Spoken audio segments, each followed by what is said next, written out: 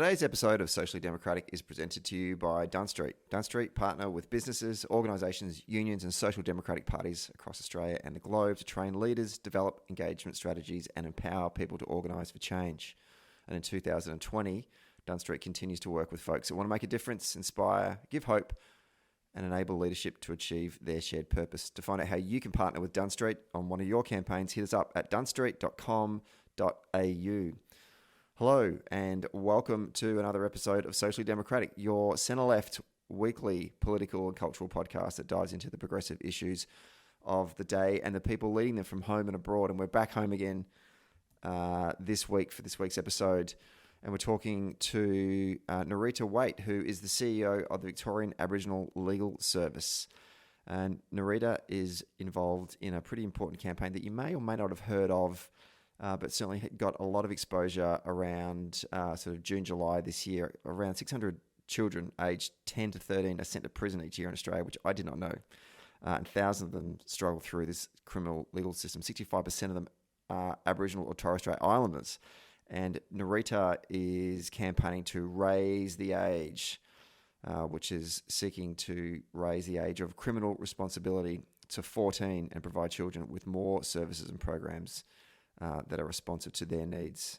So Nerita is going to come on today's episode to talk about that campaign and the challenges that young Aboriginal children face in the criminal justice system, which is shocking when you actually hear some of the stories. Don't forget so hopefully you enjoy today's important podcast. There's links as well to how you can support the Raise the Age campaign in today's episode bio.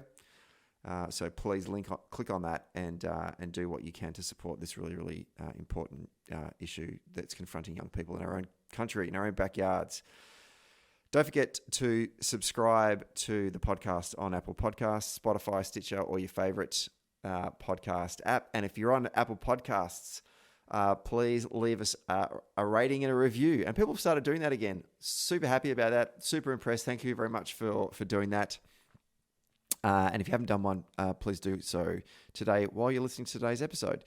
And also don't forget that you can follow Socially Democratic on all of your favourite social media platforms via Dunn Street on Facebook, Instagram, LinkedIn, and Twitter. That dumpster fire that we all love and know, Twitter. Anyway, today's episode is also produced by Rebecca Connell. Done another great job today. And let's get to today's episode.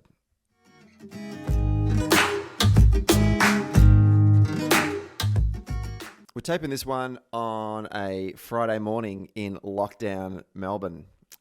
And joining me on the line from, I didn't actually double check where she was from. I'm 99% certain she's from the great state of Victoria. Whether she's in lockdown Melbourne or not is another matter. Nerita Waight, who is the CEO of the Victorian Aboriginal Legal Service. Welcome to Socially Democratic. Thank you. And I can confirm that I am in lockdown Melbourne and have been for quite some time. How are you finding the second lockdown that we've all had to go through?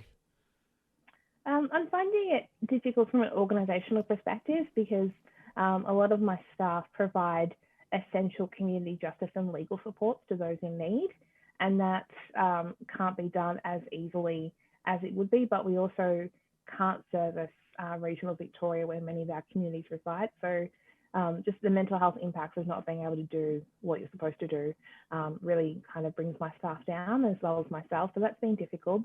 And then I just think the lack of separation between work and home is affecting everybody. But it's great to see that regional Victoria has moved, obviously, to less restrictive measures, and we're on that way. And hopefully we'll reach COVID normal sometime soon, and hopefully in time for Christmas.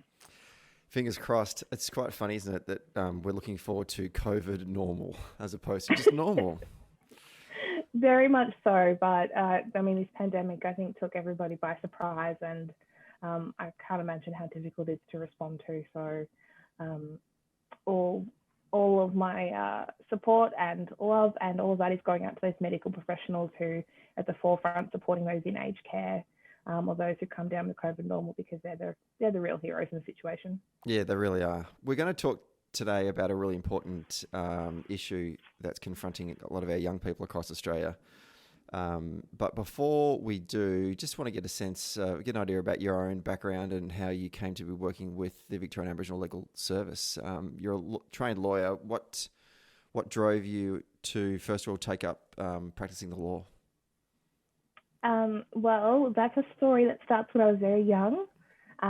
I grew up in a very female-driven family. And my aunt, who really played the role of my grandmother, because she'd half raised my mum when my mum's mum died very young, taught me about old movies. And one of those was To Kill a Mockingbird. I'm not sure if you've ever seen it. It's beautiful in terms of the story.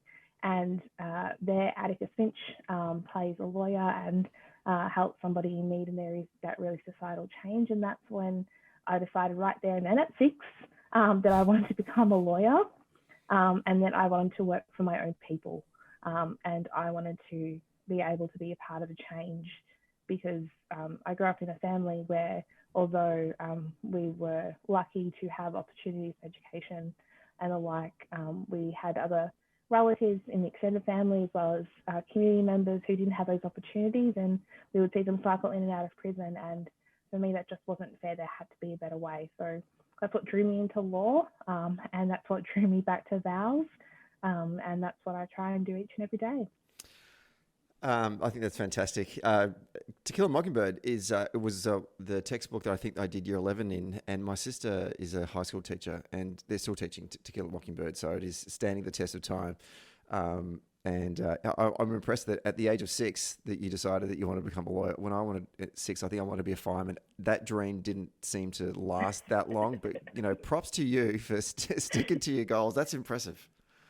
Yes, it was. I think everybody was surprised that I stuck at it for so long, but it was just something that clicked for me very early on, which I'm lucky, and a career that I've enjoyed. And now that I've transitioned into this role of being CEO of vows, it's given me obviously a different perspective, but I still feel quite connected to the law.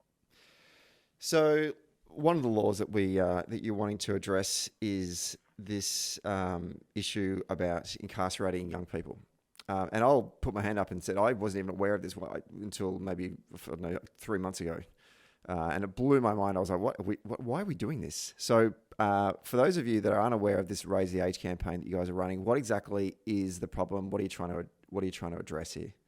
So Australia has a minimum age of legal responsibility of 10. So that means any child from the age of 10 can be arrested and locked up for any criminal offending. Now, that's quite out of step with international countries. Even less progressive countries like the United States have high ages of legal responsibility. And what we see with those kids is, when you're 10 to 13, you're going through significant growth and development, and treating them like criminals through early contact with the criminal justice system just leads to irreparable harm and long-term damage. And, when I reflect on one of the children that I worked with a few years ago, because they'd had that interaction from a very early age, so they'd been removed and placed in a residential facility by the Department of Health and Human Services. They were quite traumatised by that removal, by the lack of contact. They weren't undergoing any therapeutic support. So when they were traumatised and angry, one of their outlets was, to punch a wall, which is not condoning that behaviour, but it came out of a position of trauma. And rather than resolving that in the home like you would do for your own children, what they do is they call the police, and then they're charged with criminal damage, and that really starts off their journey. And then as they cycle in and out of youth prison, the trauma becomes more ingrained, the damage becomes irreparable, and they start to think of their lives in terms of what prison they might be going to when they're older, where their families are. And that's one of the things that constantly broke my heart with children that we were representing, was that that's how they planned out their life. Why on earth do we have a law such as this in the first place? What idiot thought that this was a great idea to put 10-year-olds into the prison system or the youth justice system? Past governments in every state and territory in Australia, because the age of legal responsibility is a state matter, not a federal matter. And they were geniuses, I suppose, in their own mind, and thought this was a fantastic idea, but really didn't pay attention to what the ramifications were, but also understanding the mind and development of children in that age bracket. Now, you might think, how many 10 to 13-year-olds are really getting into that situation? Well, in just 1 year across Australia, close to 600 children aged 10 to 13 were locked up, and thousands more were hauled through the criminal legal system. Aboriginal and Torres Strait Islander children, of course, are disproportionately impacted by these laws and are pushed into prison cells at even higher rates, and they account for more than 65% of these younger children in prisons.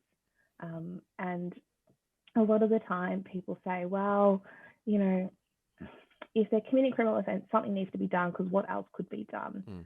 And for me, that's a really weak argument, because we should all accept that every child deserves to be healthy and to reach their potential, and that more must be done to ensure children receive help and support, including better access to mental health care, mentoring, education, employment opportunities, and really the best way to prevent future offending, to make communities safer and to give children the best possible chance of a good life, is to support and build the capacity of families, engage and support kids to stay in school, address family violence and housing instability, and identify and respond to health and disability needs. And that's done by investing in those matters and not by building more prisons.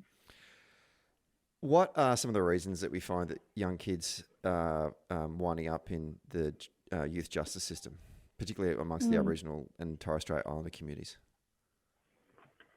Well, some of those reasons are really what I pointed to before in my story about some of the children are represented, which is removal, trauma, loss, lack of opportunity. Those things, when not responded to appropriately, then ingrain trauma, which then basically halt their development, both mentally and emotionally, so that they really can't react in a way that others would consider appropriate. And when we look at rates of removal of children, it really does very neatly link with those in youth justice. And a lot of the times those kids are called dual track because they're going through both child protection and youth justice. And because a lot of the time those resources are separate, those departments are completely separate, there is often enough not a consistent approach to those kids. They're getting one approach from child protection and getting another approach from youth justice, and they really don't know where they're going, what the plan is. They don't even know they're safe. They don't know they're going to be able to see their family regularly. They don't even know if they're going to be able to go to school. All of those things just create a perfect storm. So I think you're starting to walk down the path of the answer to my next question. But my next question was, why is it disproportionately impacting in the Aboriginal and Torres Strait Islander community? I mean, 65%, that is huge. It is. It's one of the things that is quite frustrating within our communities, because this is something we've been arguing for generations. It's not just me. It's not just people who are slightly older than me. It goes back a lot further, and it's because we do have a different history. We do have a different interaction with this nation because of the way that it was founded.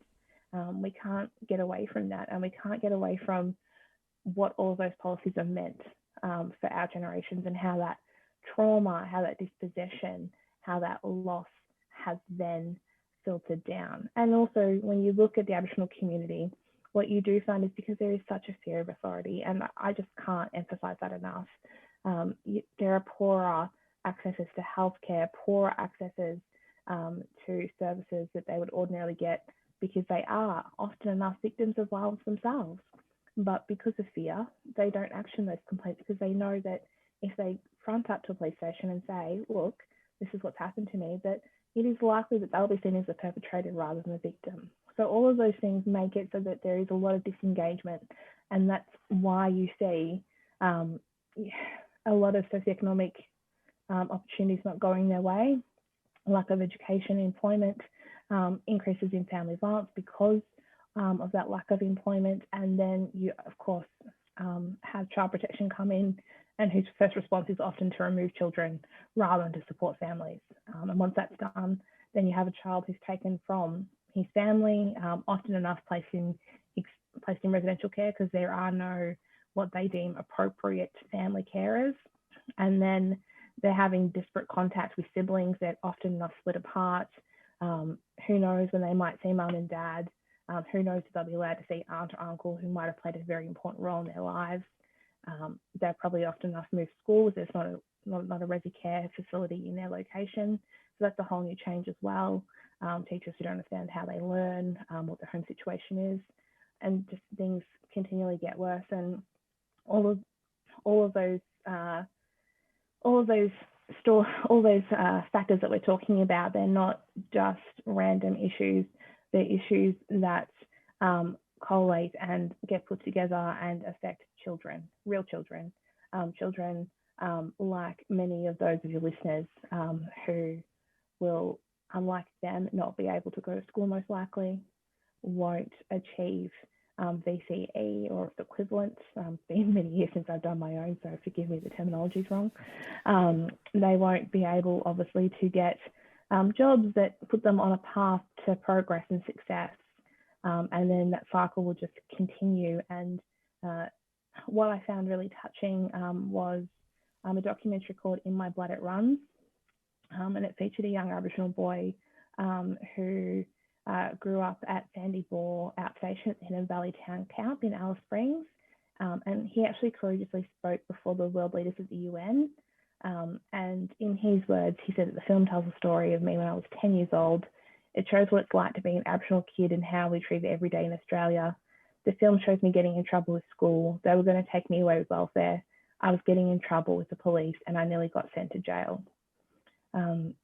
His story was very compelling. I note that it was viewed a lot on Facebook and socials, and the UN also listened to him. They took the time, they listened to his story, and they called for action. And I only wish the Australian government, who owe it to these children, to do better by them. And all the children who have suffered would listen to these kids and listen to our calls to raise the age. That's remarkable that that young man appeared before the UN. Where is this, how does Australia stack up with these laws compared to other countries around the world, both other Western countries, but even in looking at some of the stats there, like I don't think we compare that well to say like Russia. That's got to be a red flag if we're doing worse than Russia, surely. Yes. I think that there are several red flags when we look at these situations. So nearly all developed countries and advanced economies choose not to incarcerate young children. So for example, in South Korea, the age of legal responsibility is 14. In Finland, it's 15. And I believe it's 15 in Estonia and the Czech Republic as well. And in Belgium, the age of responsibility is 16. The UN Committee on the Rights of the Child observed that over 50 state parties have raised the minimum age following ratification of the Convention of the Rights of the Child, and the most common minimum age of legal responsibility internationally is 14. So that tells you just how far off we are in terms of what other nation states are doing. Why not 18? In terms of determining the age of legal responsibility, what is looked at is actually the medical evidence of when children actually have the ability to understand what it is that they're doing. And in terms of that evidence by people like the Australian Medical Association, by the UN medical bodies, is that between the ages of 14 to 16, many of those brain developmental activities are solidified. So that's why you tend to see at the highest legal age responsibility being around 16. Okay, right. I was wondering about that actually. I argued with my partner last night why it shouldn't be. She was arguing that it should be 16. You guys are making an argument at the moment though with the government to raise it to 14. 14. Yeah, okay. 14. That's correct. Sorry, yeah, go. Yep. So as you might be aware, the campaign has been going on for quite some time, and we were eagerly awaiting the CAG decisions of the Council of Attorney Generals, but they unfortunately didn't come to the table, and we were just bitterly disappointed in the lack of leadership shown by the refusal of, in July, by the Council of Attorney Generals to take the necessary steps to make real systemic change and raise the age. And it just doesn't reflect what Australians want. When we look at the surveys and the responses, Australians have made it clear they want some of the most vulnerable people in our community, which is our children, to be cared for, to be given opportunities rather than robbed of them. And with the representation of Aboriginal and Strait Islander kids in the criminal legal system and detention, the governments have effectively, in my view, turned their backs on improving the situation for our kids and addressing the shameful inequalities that we see in our system today. And this was all going on, of course, at a time when the Black Lives Matter movement amassed support in Australia. The first time in generations, I think, since 1980, the late 80s, when Ricky Dick was formed.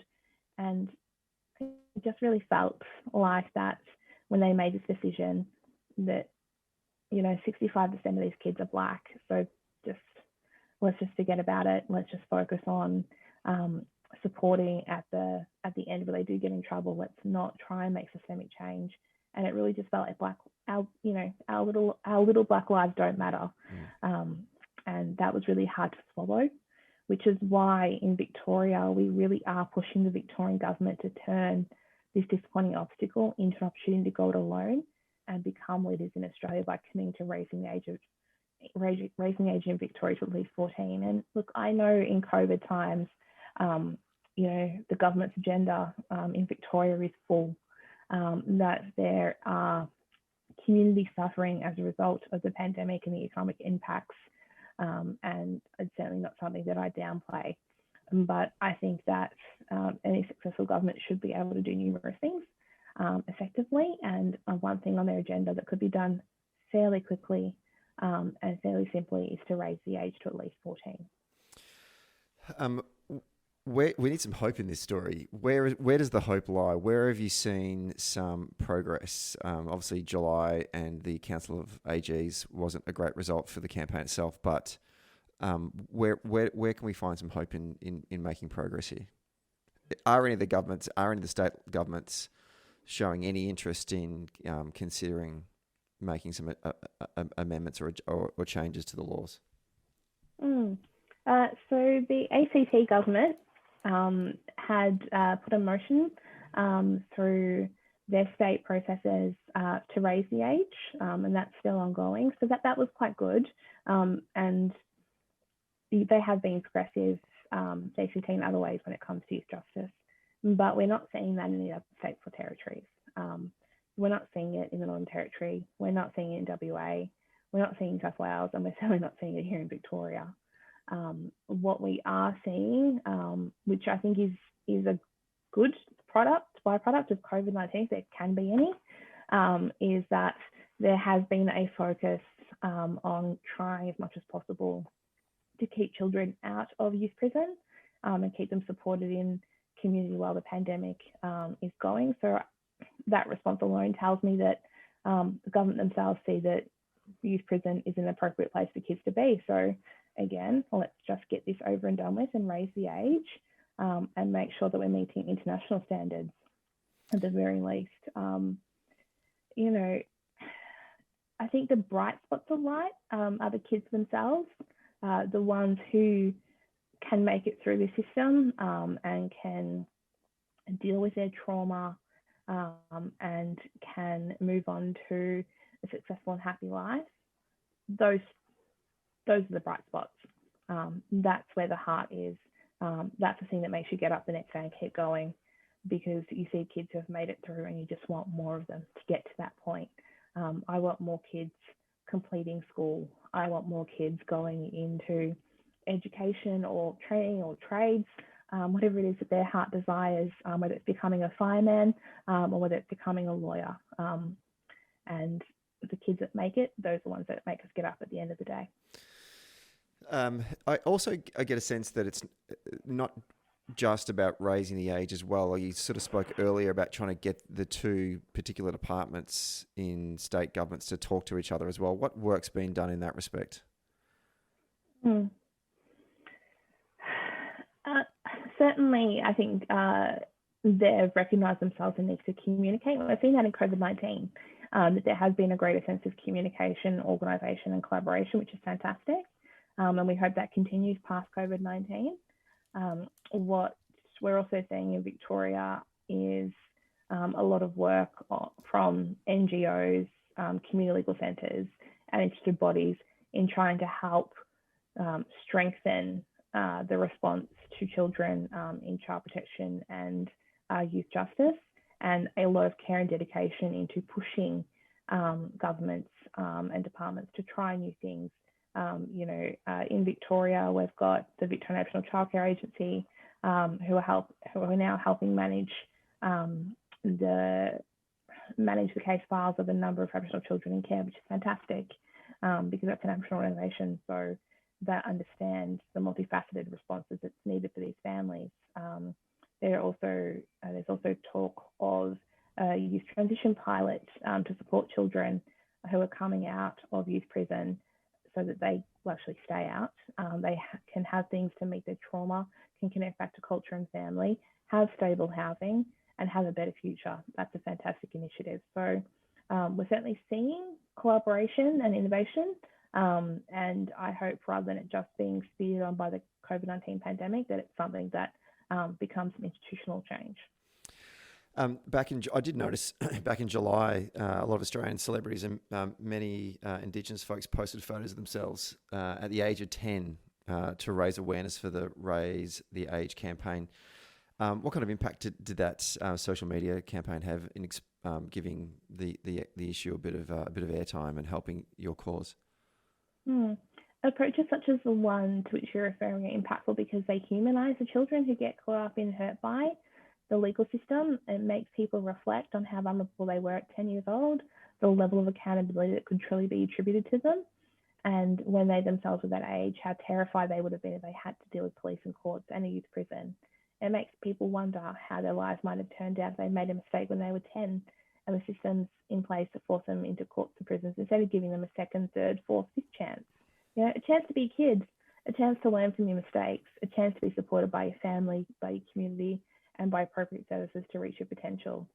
I think when you reflect on the response that had on social media, it just really hit home with people that the laws are robbing kids of their futures and really made their thinking shift gears because they looked at it with empathy instead of judgment.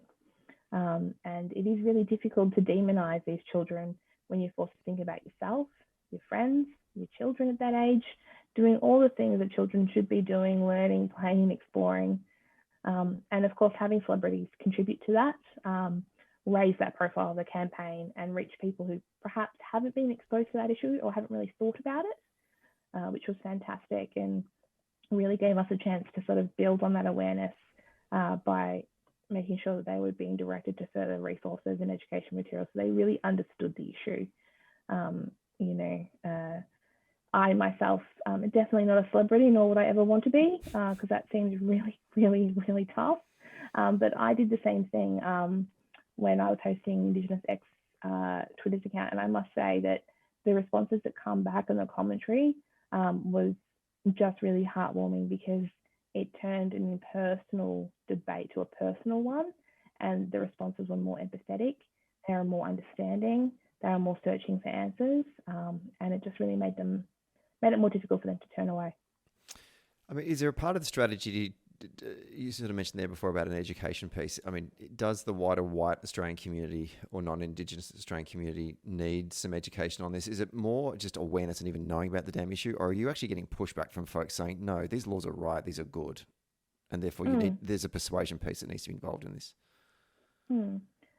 Certainly, I think that in the early stages of this campaign, it was clear that the majority of Australian society actually didn't understand or weren't aware of these laws and what they meant, and perhaps thought that you only were in this situation if you were an older child, so say between the ages of 16 and up, and when we're getting a lot of attention through different media outlets around this issue, certainly that started to educate people, and they're like, oh, I didn't know this, and why are 10-year-olds being locked up in prison? This doesn't make sense. And then they sought out that information, which I think was really good.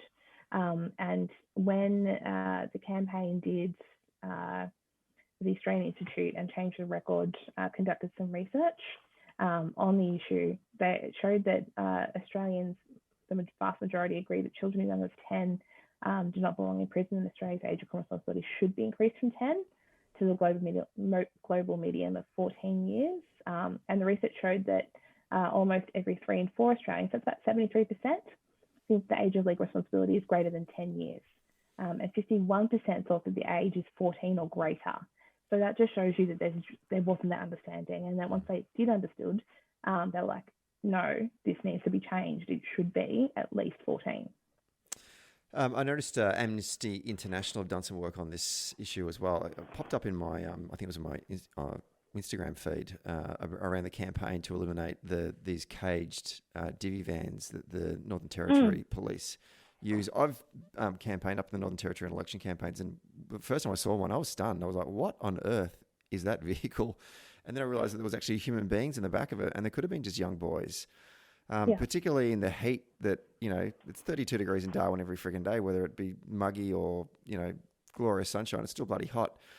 How's that campaign going? Like, I know that they just recently had an election in the Northern Territory. Was there any movement or any commitment from the major parties to change these vehicles that they're using at the moment?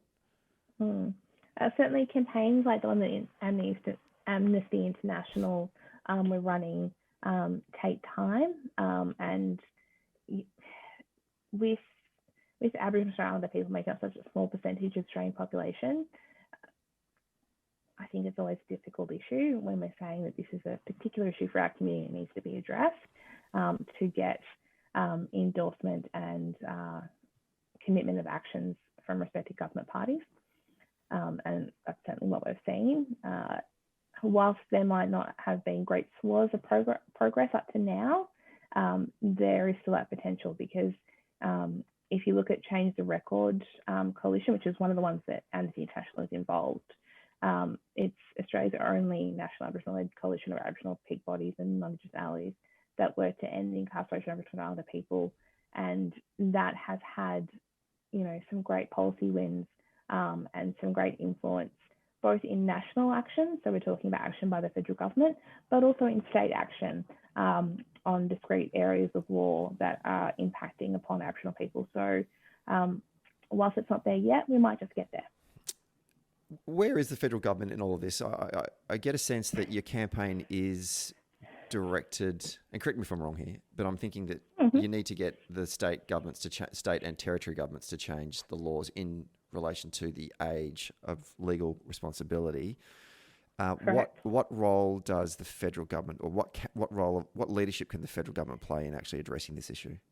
So my view is that the federal government is allegedly the leader of the Australian nation, and as such, on an issue where so many Australians agree that the legal age should be raised, they should be taking a firm hand in guiding states and territories to enact that change for the betterment of our society, but also helping and assisting state and territory governments with funding and resources to put into activities such as justice reinvestment and restorative justice approaches, so that we give children a chance not only to have their brains be fully developed, so they can appreciate the harm that results from their behaviour, but also so that they can address the underlying cause of their offending and move on to a better life.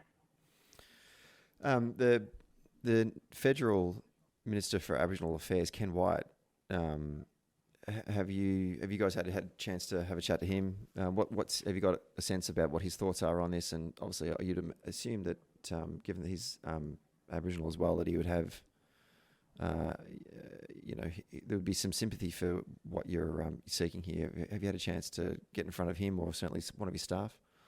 I'm sure Minister Wyatt has some measure of empathy for these children and understanding, but he is just a cog in the federal machine. And I think it's hard for him just to go out there and say, this is what should be done, this is what we will do, without the support of his political party. Have we talked to him about these issues? Yes. Don't you worry, any chance that we can get in front of a cabinet minister, either federal or state, this is an issue that we constantly push because it is that critical to our progress as a society. Last question. How can folks get involved in supporting the campaign? Well, that's an easy one. Now, particularly in Victoria, in metropolitan Melbourne, we all have a lot of time on our hands. So the best part of the internet is that you can put a whole lot of information on one place. So all I need to do is go to www.raisetheage.org.au. It has some helpful information about the stats, about the reasons, talking about why children should be treated around the issue of consequences, which I know is one that the right pull out quite often. So there's some answers about that. There's also some stories, just to, like we talk about, humanising the situation. There's a list of organisations that are involved, and it allows you there to join the National Alliance. So you just have to provide your name, email, and all of that. There's also some resources. So you've got the In My Blood It Runs link, the Change the Record, Deadly Connections, the Naturals, all of that's there. You know, write to your local member of parliament, write to the federal government, write to your state government, express your support on your social media, and just maintain the pressure. Fantastic. And that website one more time? That website is www.raisetheage.org.au. Excellent. And we'll put the links in the bio for this week's episode as well, so you can just click on that on your hot little iPhone or Android. Nerita Waight, thank you very much for taking the time out of your day to come on the show to talk to us about this incredibly important issue, and an issue I think a lot of Australians don't know about, but once they've heard this podcast, and millions of people listen to this podcast, so you'll find a complete uptick in engagement once this has been published, to come and talk to us about this issue. We really appreciate your time, and best of luck with the campaign going forward.